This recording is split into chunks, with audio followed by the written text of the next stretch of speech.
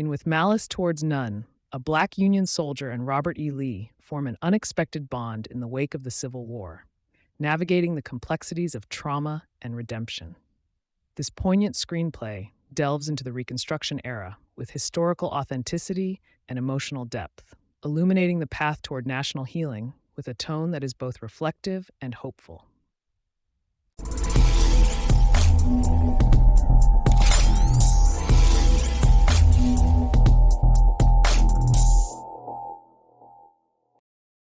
In 1864 Tennessee, Sergeant Mack Reynolds, a hardened African American Union soldier, witnesses the brutal massacre of surrendered black troops by Confederate forces under Nathan Bedford Forrest.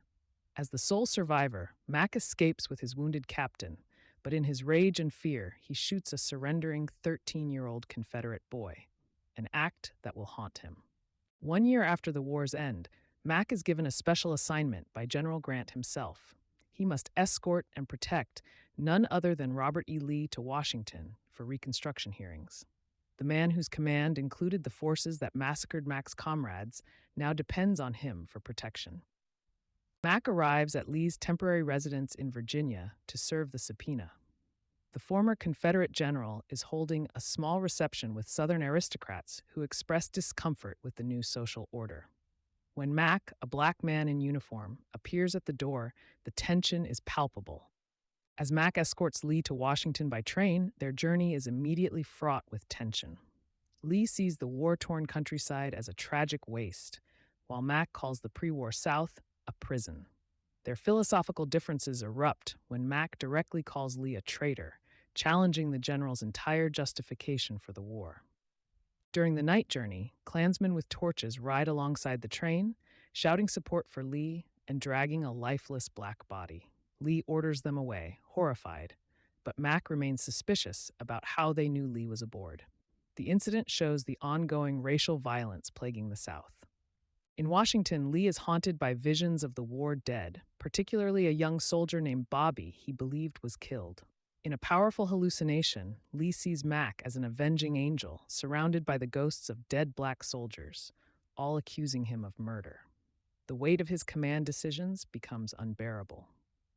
Mack's wife Rachel arrives in Washington, sent by war widows from Detroit to confront Lee. When she finds Mack protecting the general, she's horrified, accusing her husband of defending a murderer. She reveals she's been burying neighbors killed at Fort Pillow and cannot understand Mack's sense of duty. Lee testifies before the Reconstruction Committee, where radical Republicans like Thaddeus Stevens want him arrested, while moderates hope he'll endorse the 14th Amendment.